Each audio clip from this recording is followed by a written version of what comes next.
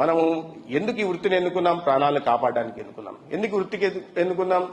కష్టాల్లో ఉంటున్నా, అనారోగ్యంతో బాధపడుతున్నా పేదలకి సేవ చేయడం కోసం. అందుకని ఆ సేవాభావంతో సేవాన్ని నిరుత్తుత పనిచేయాలా. సేవాభావానికి కాస్త మానవతావాదాన్ని కూడా అద్ది ఒక డాక్టర్ తన వృత్తి ధర్మాన్ని నిర్వర్తించాల్సిన అవసరం ఉంది. అది ప్రైవేట్ రంగమైనా ప్రభుత్వ రంగంలో అయినా డాక్టర్లంతా దీన్ని మారుతున్న కాలంలో కొని డాక్టర్ సేవలను ఊరికే మర్చిపోగలమా? 24 గంటలు వ్యక్తిగత సమస్యలు ఉంటాయి, కుటుంబ సమస్యలు ఉంటాయి.